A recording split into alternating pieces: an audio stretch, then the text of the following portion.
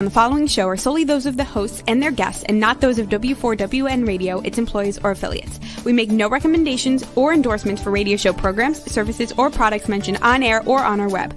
No liability, explicit or implied, shall be extended to W4WN Radio, its employees, or affiliates. Any questions or comments should be directed to those show hosts. Thank you for choosing W4WN Radio. Welcome to Success Secrets Exposed with Sally A. Curtis, where we share stories of challenge, success, and inspiration, along with practical tips and strategies to move you forward to your success. And now, here is your host, Sally A. Curtis. Good evening, good morning, and welcome to you all to another episode of Success Secrets Exposed. I'm very, very excited to be sharing a very important topic with you today. We're going to be talking about being an empowering caregiver, as many of us do end up being caregivers for family members as we grow older in our own lives. So a super excited conversation for you today. For those that are actually new to the show, I'm a content repurposing whiz for speakers, authors, coaches, and consultants. I effectively help them turn their existing content and collateral into new profits. An example of that is turning a book into 2 years worth of social media posts, all designed to help them increase their visibility, their credibility, and their profitability. But as I said, a very important topic to discuss with you today, being an empowering caregiver. So my guest today is Susanne White, who believes caregivers are warriors. They're fearless, courageous, and passionate about protecting those they care for. And I couldn't agree more. Inspired by her own passion for caregiving for others and her personal journey caring for her parents, Susanne created the Caregiver Warrior, which is a resource and hub and an interactive place for those that actually do take care of others. It's a very important place to be able to find supportive ways that you can actually take care of yourself as a caregiver. Susanne shares her wisdom from the inside of caregiving, offering her experience, strength, and hope to other caregivers so they can actually survive the caregiving journey with grace and their own empowerment. So can I ask you to please welcome to the show, Susanne? Hello. Hello to you. I'm so excited to be able to share this episode with you today. Thank you so much for joining me. Oh, it's my pleasure. I've been really looking forward to this. I think we can have a really wonderful conversation, around this important topic. Yeah, very much so. So I'd love, as you know, I always like to start the show with asking you to share with us a little bit of your backstory. That's why I don't give any spoiler alerts away early, because I'd love you to share sort of a little bit more of your backstory with the audience so we can sort of kick it off. Oh, it's my pleasure. I was, and I'm sure a lot of the people who are listening to us can relate to this. I'm sort of a type A perfectionist personality. And I was at a position in my life where if you had told me when I was maybe a teenager, my 20s, 30s, even 40s, that I'd be taking care of my parents, I would have told you that you were absolutely crazy, especially my mother, because we did not get along at all. And I used to think it was because we were so different. Now I know it's because we're so much alike. Yes. But they, my parents were really devoted to each other. They were from the greatest generation, and they basically were hiding the fact from my sister and I that my mom was beginning to go into early stages of dementia. And they were very good at it. And they worked together as a team, a really good team, not only the early part of their lives, but to also hide this from us. So we knew my mom was kind of getting forgetful. And, as you see people you love become elders, you're more protective. But we never imagined that they were in any kind of trouble. And we always go to holidays. We fly to Florida usually for the holidays, and my parents flew down. I was to follow them later, a day or two, and my sister called and said that my dad was so sick that they had to take him off the flight in a wheelchair.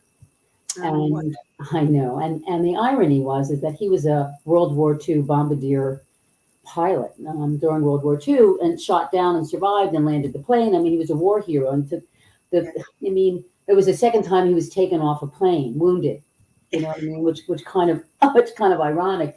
And he was basically facing caregiver burnout.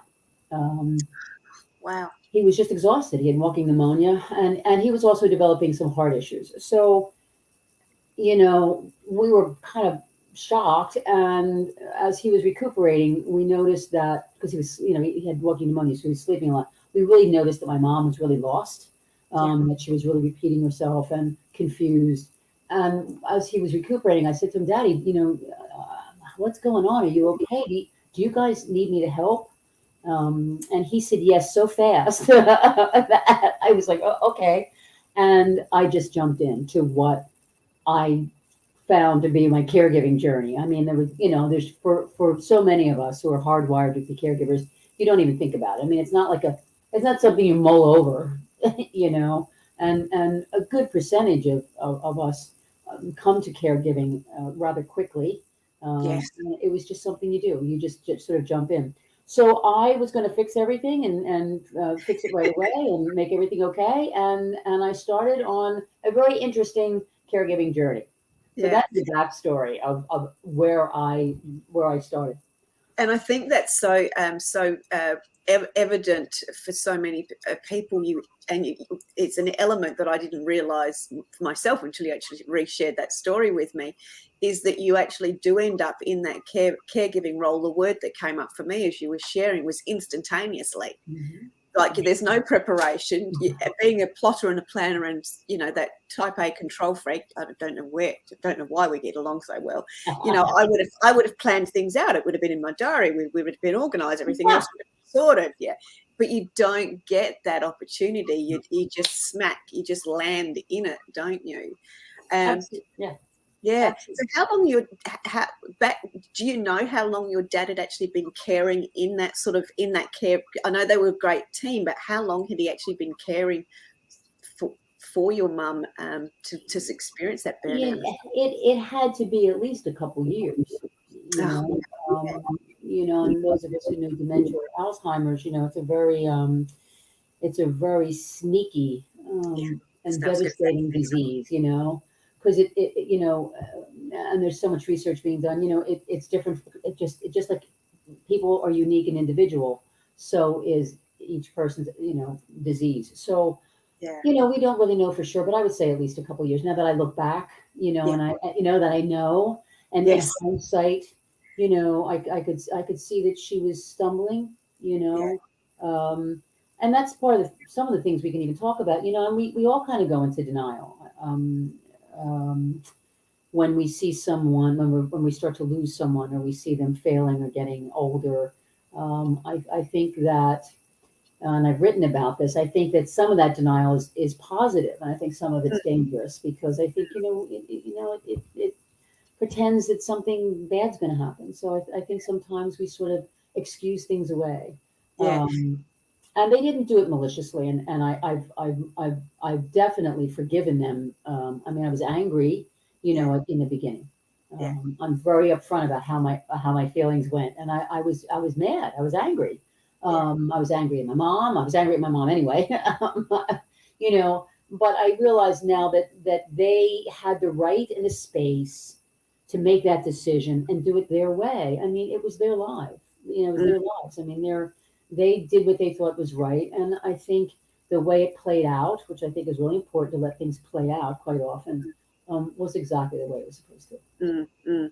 I'd love to unpack a little bit. You've talked about the denial and being positive, and then denial being negative. So let's talk about both of those scenarios, so people again have got a concept and can see it, because I think for us today it's about helping others join the dots retrospectively, and it might be just their immediate retrospectively, because joining the dots is where all of our lessons and our hindsight come. So if we can shine the light on some of those today through some of the sharing that we can do, that would be awesome. Yes, I think we protect ourselves. I think that and it's something we're all going to do. It's something that we do. I think, and I think in quite a few cases, it's a good thing. I mean, I think that we don't want to believe someone we love is being hurt or upset. So I think that we do protect ourselves and perhaps work around it. Mm, And I think in some cases, it's good because it allows them the space to grow into what's happening themselves. mm, I mean, when we, I was also a helicopter caregiver. I had to learn how to not do that too. Do you know what I mean? Like, to sort of hovering over everything all the time. And I think by sort of kind of turning, a blind eye a little bit, did give them a little bit of time and space to work together and be together and to sort of adjust mm, to what was happening to them and was happening to her. So I think in mm, that way, I think that's sort of a universal kind of spiritual thing that we have that sort of helps us a little bit. And mm, I think that's the positive side of it. I think the negative part of it is that, it can be dangerous in that when, the people that we love are afflicted with disease or a change in the way they maneuver the world, mm. they can become frightened and alone and before they know it. And I think that it's important to sort of be prepared in that what certain warning signs are as people age. Yeah, And I think it's necessary to sort of be prepared in that way yeah, without carrying that burden of looking for it and poking around constantly and yeah. making people nervous. It's Agitating. Yes. you know, Yeah, it's always about the balance, no matter what we're doing. Do you know what I yeah, mean? It's that balance that we try to get to that I find so hard to get to, but I'm constantly striving. And yeah, it's a balance of working with them and navigating, yeah. the new normal. Yes, I remember we shared before, and when my mum was going through it, through very early stages, and then again, you don't notice it until you start looking back retrospectively. And I remember my mum repeating things, and me getting frustrated. Admittedly, I was a lot younger, and I was young, and in the middle of bossing things around and moving fast and all the rest of it. But I remember Mum saying the same thing multiple times. It's like, Mum, you just told me that. Um, and then I could start to see so Mum, you just told me that, and then it became annoying. Mum, you just told me that. And then a little bit later, I was just reading one of your blogs where you talked about how your mum was reading a calendar about a doctor's appointment, and that level of confusion, which really became a version of fear. And I do remember starting to see that and witness that in my mum when she sort of started to almost catch herself, if that was possible. She'd sort of catch herself and then sort of start to panic. That anxiety would come up and that sort of thing. So Mhm. Yeah, it's and that was a pivotal point for me with my mom, in my relationship with her, because because of our history, this is a thing that's very important to me, and my wheelhouse is sort of the historical baggage. I'm all about the emotional state of the caregiver. And being really self-aware, because I think it's extremely important to understand, take our emotional temperature all the time, and be very mindful of that, because especially if it's a family member or somebody that reminds you of a family member. It can be that too. yeah, There's triggers, there's trauma triggers, and there's baggage and whatever. And my mom and she did not want me to help her. She was a very dynamic, active woman. Really, really a strong personality. She, I wonder who I take after. And she really had a hard time with me because we were so similar. And I had a really hard time being compassionate and empathetic with her, because I was mad, I was angry. I had a lot of anger I was carrying around. And I came around the corner and she was standing there, and we had big calendars, the big calendars you get in the stationery stores where you can put, and I had it for both of them with doctor's appointments and things like that. And I came around the corner and she didn't know I was seeing her. She didn't see me come around the corner. And she, with her red nail polish, she was like pointing at the doctor's appointments, and I could just see on her face that she was completely lost. That she, this woman who had all her appointments and schedules, and that she just couldn't connect to it. Yeah. It was like somebody smacked me, and I just said to myself, oh my God, if this was a stranger, you're such a kind person, you would be so kind and compassionate right now. It's not a stranger, it's your mother. You have to get over it. You have to help her. She's so frightened. She's losing her life. It's just, the ground she's been walking on is just crumbling under her. And it was really kind of from that point on that I was able to find my way to the empathy and compassion that healed my relationship with her and allowed me, to say, like, whatever you say, Mom, instead of, like, don't you remember? You know what I mean? The compassion helped me find new ways to be with her. Yeah. Yeah. That was a big moment for me. Yeah, I was reading that, and again, retrospectively connecting my own dots and different experiences as we do. I think that highlights and shine the lights on our own growth, but also that helps us move forward. And that was what I was finding when I was reading through the blogs, etc., which is why the resource hub that you've created is so super relevant for people that are going through different stages of their own journey to have that self-realization. And I can imagine just from the experience of being thrown in the deep end, your own personal development, I'm going to call it seminar, shift and growth and change, whatever you want to call it, would have been extraordinary. So what did you, I suppose, what's the thing that you learned about yourself that would become a good I suppose lighthouse for other people that are listening to us today? Well, I think what came up for me immediately was I learned a very powerful thing, and I'm hoping that a lot of people will remember this, that this will be, because there's many gifts that come out of this. But I learned that I was a really good girl. Yeah. I learned that I was a really good girl, and that my ability to care for others and commit to changing my life, because they weren't going to change. They were in their 80s. Do you know what I mean? I mean, and you can't make other people change anyway. But I mean, they were never going to change. I mean, fixing them, I couldn't change them by fixing them. I had to change me. And my life and the way I lived my life and how I navigated my life and how I responded to them. And throughout the whole journey with them, even though you have extraordinary moments of self-doubt and you second guess yourself and, it's never good enough or fast enough or I mean, caregivers torture themselves, because it's such a big responsibility. You're responsible for somebody else's life, So what in all of that, it made me realize that I really had the best intentions. I was really doing a really good job, and then I was a really good person because, I was loving someone no matter what the situation was, and I was doing the best I could every single moment. Yeah. I had the best intentions every single moment. I wasn't in it for the pay. You know what I mean?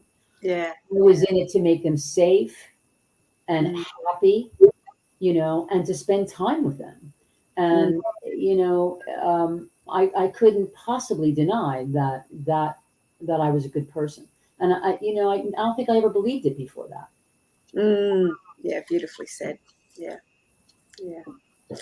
I see lots of different types, and types of caregivers when I'm in the supermarket and the shops, and I always look at them in awe in the way in which they serve, and what what the reason I'm just mentioning that is the ability to let go of control clearly is something that becomes very, very important. But I also think, and not trying to control them. So if I look reflectively, even if it's, trying to control a toddler, you've got to negotiate or sort of work around it, but you're never going to, as much as we like to think we can, we just can't. So I think that ability to let go of control is obviously a place where it all starts to come together, and you sort of get, you change that relationship, both of the one that you're having with yourself, but also the one that you're having with the person that you're actually caring for. Because when I was also reading through, there was two things that I picked up: don't argue and don't correct, and don't try to have the last word. And I went, oh, I like all of those at times. So that all humour aside, there's a I could see the difference of where and when there was times where that was let go of, and the experience was very, very different. I remember, and I think I shared this story when I went to see my dad just before he passed. He was telling us about, this. He was telling us this story of his new love. That was this Indian woman, and they'd been off dancing, and they'd been doing all of these things together, all of which my dad did never like to do in his life. But he was happy in that moment, and that was the story that he was holding on to, and it was a beautiful time to experience that with him, and not correct him or, sort of ask him odd questions to sort of trick him into going that, that's wrong and all those sorts of things. But the difference in being with him while he was in his story, I do remember that as, one of the very heart-touching moments that we got to experience. And that is that sort of that letting go of control, and asking the right questions so he could continue on this joyous journey that he was experiencing. So yeah, and seeing the thing that's wonderful about that is you were able to find that space to go to. You know what I mean? Which is difficult. Yes. Do you know what I mean? In other words, you worked on that. I know you did, because we have to work on that, because part of us, when something like that happens and they begin to tell stories, or they don't recognize us, or it's hard to accept that, because we're watching them be somebody we're not used to. Yes. They're watching them go somewhere that we can't travel with them, and panic, fear, anger, guilt, a lot of that stuff can come up, which I want to be very clear is absolutely normal. You're allowed to have those feelings, but sometimes it's like a runaway train. You can't pull the feelings back, and you can't allow yourself to allow them to have that space. So it takes work to allow them to tell stories and fantasize and correct you and argue with you and tell, it's painful sometimes, but if you can break through that, and sort of take a deep breath and remind yourself that, they're here with you today, now, exactly as they're going to be. And you can find a place to be with them as they are, unconditionally. They know it brings them so much joy, and which indirectly brings you the joy, because they have moments of relaxation, joy, and comfort. I mentioned the "whatever you say, Mom" statement. My mom would argue with me about anything, and I picked the mantle up. I would, and speaking about, having the last word, that was really difficult for me, because that was our pattern. So it was astonishing to see when I wouldn't engage in that way, and I would say, oh, or I would try to say, oh, okay, tell me more about that. Or, And one day I just flew out of my mouth, okay, mommy, whatever you say. Her entire face shifted. And I went, oh, that was a God shot. That was where it came through, Yeah. It was amazing. And I used it over and over and over again because it was almost as though she didn't even know who I was at the end. I mean, she did know who I was. Don't misunderstand me. But I'm saying, for me to say to her, whatever you say, Mom, well, just worked beautifully. Because then she would relax and go on to something else. You know what I mean? We didn't have to have that, The headbutts. It's just, and and the thing that's really amazing to me, and the great gift of it is, she was an amazing lady. And when I tell you that I cannot think of an argument, what I think of now when I think of my mom is all the wonderful things she gave me. Prior to caregiving, taking care of her, being her caregiver, I would have that was a completely different story for me. Yeah. There's always as you said, the gifts that come out of it, isn't there? Yeah. So how do caregivers start to look after themselves? What are your tips? How do they start? If they're starting to realize that they're fatigued, they're feeling stressed and anxious, the bits before where your dad has got to, where you and I have both got to, and every other caregiver's got to, where we suddenly realize how tired we are. How do caregivers change that for themselves? It's a very complicated answer to a very complicated question. The first thing is, for me, is self-awareness. I mean, which is something I think we all, we can all use no matter what we're doing in our lives, just in general. But I think that the first thing we have to realize is that, the way we approach caregiving, most of us think that we can do it alone. We can do it, immediately, and we can control all of it. And I think that this self-awareness around that is a very dangerous way to approach it. Is the first step. Being self-aware. I mean, and having said all of this, there's no quick fix, and we're all going to be fatigued, and we're all going to be frustrated, and we're all going to wake up 3 o'clock in the morning in a cold sweat, shaking in fear and anxiety. It's part of the territory. I think what my message, I'm on a mission to get people to understand that if you're not prioritizing yourself, you're not going to get through it in a very pretty fashion. I mean, people have to understand that they must put themselves first. Period. There's no excuse. There's no exception. You have to make sure that you're self-aware. Then you have to self-love, and then you have to do self-care. And I know it's the 3 selves, and it sounds so simple, but it's extraordinarily complex.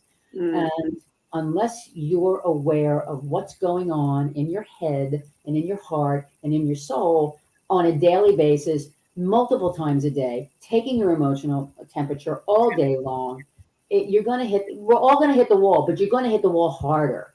I think, there's no ultimate answer on this. You're going to hit the wall, but are you going to go 20 miles an hour when you hit the wall, or are you going to be going 120 miles an hour?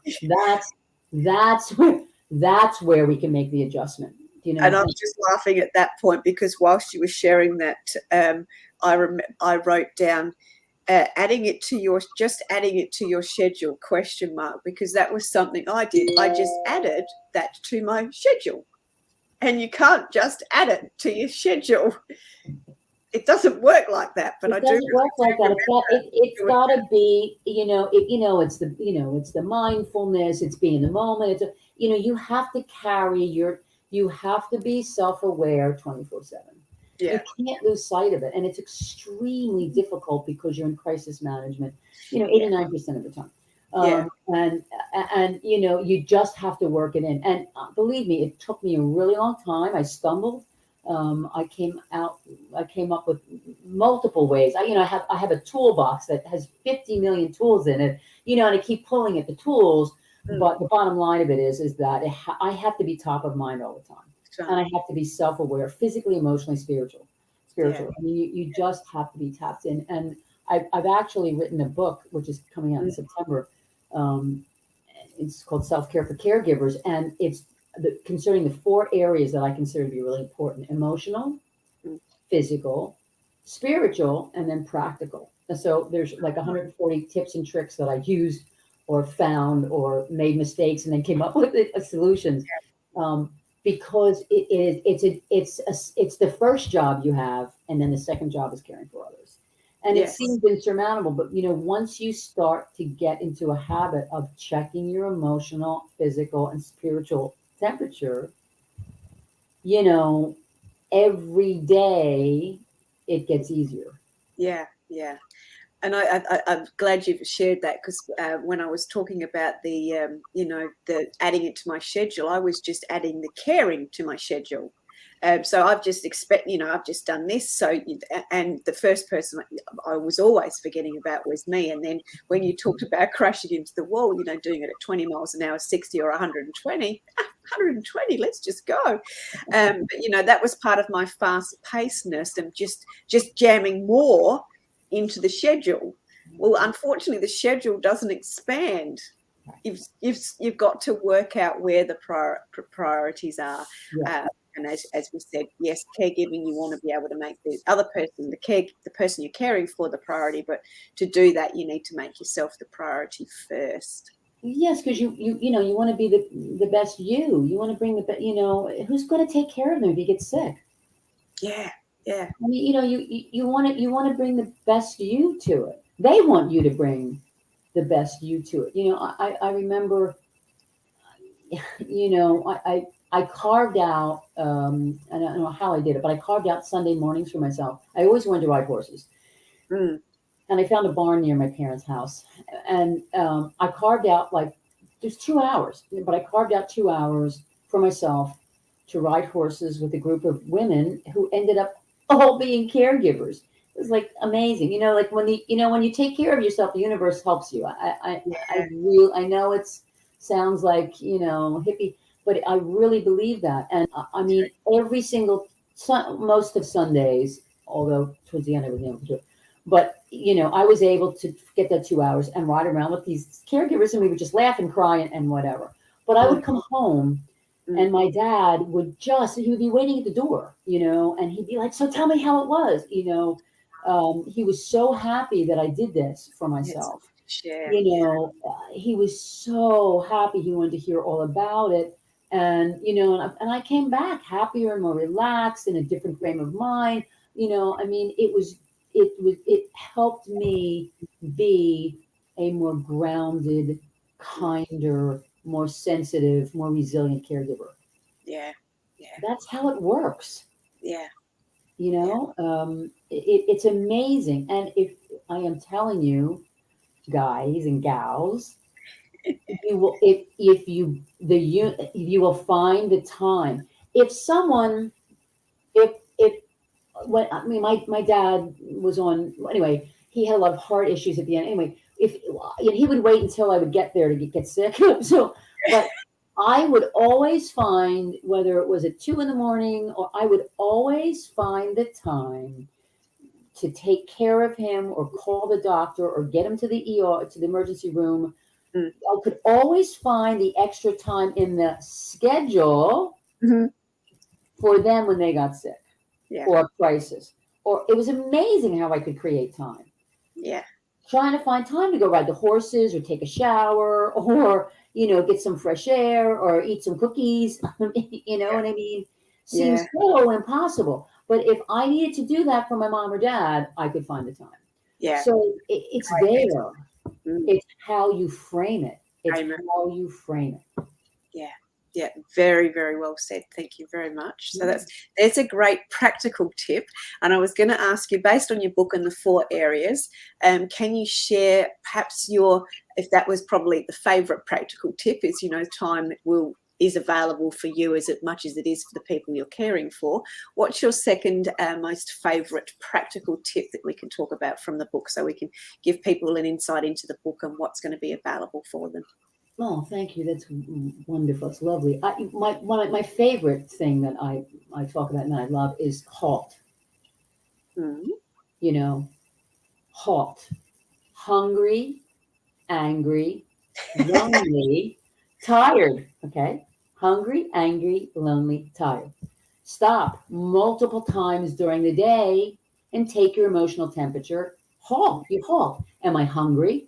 Eat something. Am I angry? Talk to someone. Try to work through it. Am I lonely? Pick the phone up. And am I tired? Take a break. HALT and take care of yourself. It's real simple and so hard to do. But that's one of my favorites because it really helped me. I trained myself, I'm very visceral. I feel my anxiety, my stomach, my head, I'm very physical around my negative emotions.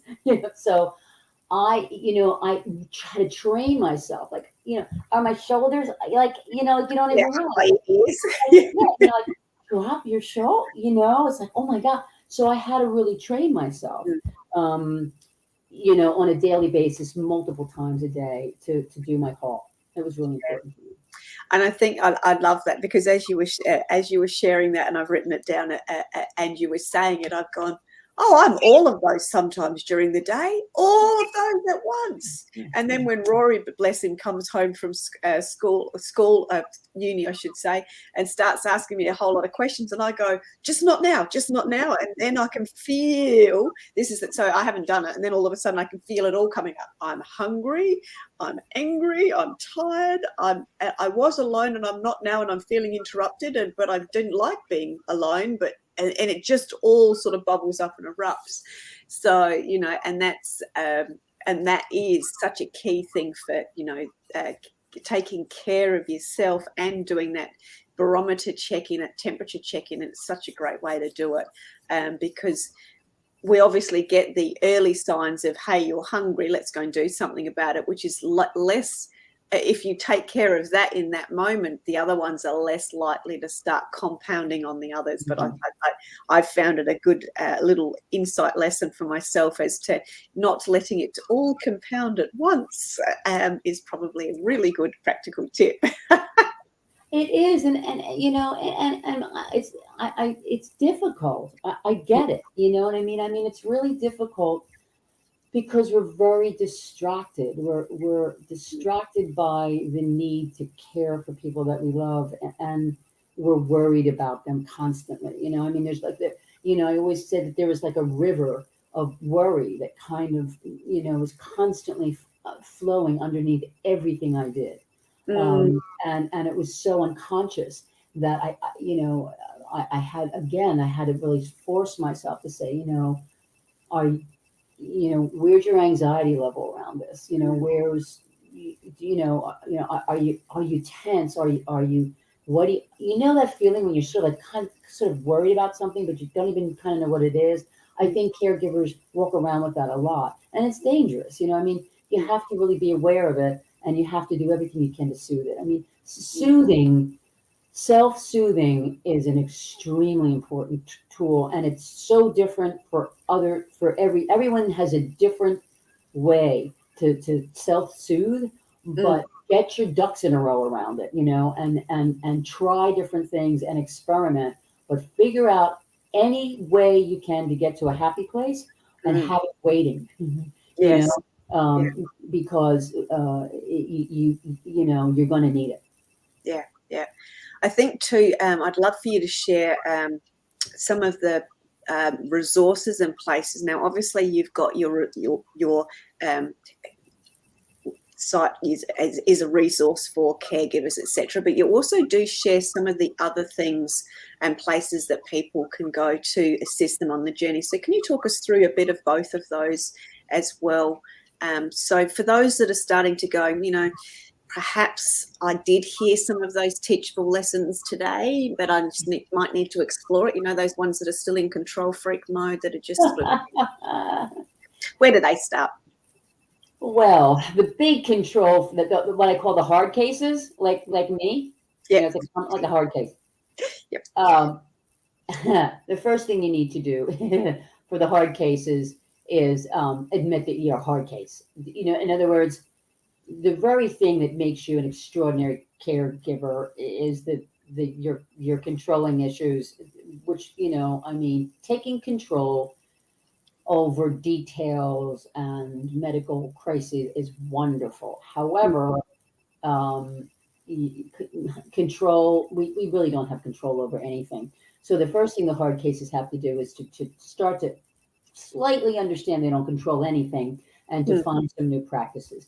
Yeah. For me, one of the greatest things I was able to do is get in touch with other caregivers. Yeah. Yeah. Um, and I get yeah, I mean, I I had a big commute to go back and forth with my parents, and I had caregivers that I would call on the phone as I was driving that. and just scream and yell or get advice from, or we would just talk and share. So, I Mm. mean, the best thing you can do is get your tribe. Yeah. And there's a lot of caregivers out there. So you can find them in the supermarket and Yes. So I true. mean, like I would have some great conversations with people while I was paying for groceries Mm. because I was open and I would start a conversation. I said, well, I'm taking care of my parents. Oh, I'm taking care of you. Do you know what I mean? Yeah. I was riding horses. Then I started saying, oh, I'm a caregiver. I'm a caregiver. I'm a caregiver. I'm a care. So I really actively pursue. I mean, just like you would in business, you Yes. have mentors, right? Or Yeah. you have, Confidant. positive role models that you would, right? I mean, it's really important. And being a control freak, it's difficult because there's a little bit of vulnerability around that. Some of us have that issue and we don't reach out as much easily. But I really forced myself to reach out to other caregivers because it was an invaluable source of to me of wisdom and Mm. compassion and just support. I mean, Yeah. no one understands you like another caregiver. It's like a language. It's like it has its own language. Yeah. And I think that's that collective wisdom of even just in the simplicity of realizing that you're not the only one experiencing this stuff, that others are experiencing similar stuff in different ways, but the stuff is not just yours. It's you can, as you said, you've got that universal language or understanding of what's going on. And I think that becomes very, very important. Oh, it's brilliant, and sharing our stories is just extraordinarily. It's so amazing, and there's such help there. Do you know what Mm. I mean? Oh, I've been through that too, or oh, here's what I did, or and quite often, laughter is found there, which Yeah. is an extraordinary source of help. Yeah. If I mean, no one can laugh harder together than caregivers. I mean, it's like it's something happens when two or more of us are joined together. It's like the laughter about the situation because you can't Mm. make this crap up. Do you know what I Yeah. mean? I mean, So and true. everybody, yeah. I mean, do you know what I mean? You can't make it up, and just sharing and then having the experience together and the laughter around it. I've laughed Compassion for each so other. hard with caregivers. Yeah. Um, Yeah. There's a couple of sentences, and I know we're getting close to the end, but there's one thing I want to finish on. I know it's gone so fast, hasn't it? So there was one thing, let me just read it. It said, be open to scream, cry, laugh, and finally arrive home after the ride of your lifetime, which I think which is what you've expressed, is the beauty of being able to share with other caregivers and find resources and come together in that aspect. But you also have said that one of your favourite sayings is, I love the saying that we are all just walking each other home. So talk us through that as we go into the last few minutes of the show. I mean, isn't that beautiful? I mean, it's just such a beautiful thing because it's really something, I feel in my heart, I used to be a singer-songwriter. I used to sing. And, I always felt that you know, when just that there was like a oneness to everything, and I do believe that we are just all walking each other home. I think we get lost and we bang into each other, I mean, it's a very strange walk, and I think when it really comes down to it, we're really just walking each other home. And I think the beauty of that saying is that when you can get there and you can feel that, there's a compassion not only for those that we're walking home, but the people who are walking us home. Like there's compassion for ourselves. And I think, we're caregivers are some of the kindest, most amazing people in the universe. And they have such a wealth and depth of compassion for others, because that's why we do what we do. But there's so little that we give to ourselves, and there's so much of it to spread around. We have to claim some of that. So we're all just walking each other home, sort of slow down and just really be with other people and be with the people that you're caregiving and be with yourself and be in the moment and just be as compassionate to yourself as you are to those that you're caring for. They want that for you. Yeah. My mom on her deathbed said to me, she said, why am I so sick? And I said, oh, Mommy, I really don't know, I'm so sorry. And she said, oh, don't you be sorry. You've always taken such good care of me all of your life. And that's something I wanted to hear from her all of my life. That's what I need to hear, and we were just walking each other home. I didn't have to think about it twice. It's just, that's what our job is. Yeah. And I think it was a beautiful expression of how your dad was acknowledging you too, when he was waiting excitedly to find out how it went at the horse riding and those sorts of things, because he could see your joy and your, the change of you when you came back through after having, those few moments to yourself. So how and what are the best ways people can get in contact with you? Obviously, you've got your website, which is caregiverwarrior.com. So they can find you through your website, which is just going across the ticker at the moment. So that's caregiverwarrior.com. And you also mentioned you've got a new book coming out. So if you can just reiterate that. I think you said. Yes, I'm very excited. I don't have the book cover yet, but I have they just sent me it's so sweet. It's coming out September 6th. You can pre-order it now. Which I would love for you to do, and let me know what you think. If you do get it, review it. That'd be wonderful. Yeah. I'm very excited about that. And I also have a free book on my website, the Little Caregiver Guide to Survival, which I would love people to sign up, just to get them started and to sort of realize that you're not alone. And, just reach out to me, go to my website, walk around. Have a look. Yeah, let me know if there's something you want me to discuss or write about. We're all. I always say we're all on the same journey. We just have different paths. So yes, so very true. Well, it's been an absolute pleasure sharing so much with you today. Thank you very, very much. So the website's up on the screen there. It's caregiverswarrior.com. And as Susanne mentioned, there's a new book coming out, which is also you can see and pre-order on the website. And you've got the Caregiver's Little Guide to Survival, which is a free download, which you can also do from there. So for those that are caregivers and maybe experiencing it on their own, there is a great resource and a great tool and a very big heart that can help you along and continue on that journey with you. So thank you so much for sharing so much with us today. It's been an absolute pleasure. Thank you so much. Thank you very much. That's it for this week's episode. Thank you so much for joining us, and I trust that you got some inspirational tips to move you forward. You can find this episode along with many more on your favorite streaming platform such as iHeartRadio, Spotify, iTunes, and more. See you next Thursday at 7 p.m. Eastern Time for more Success Secrets Exposed with Sally A. Curtis.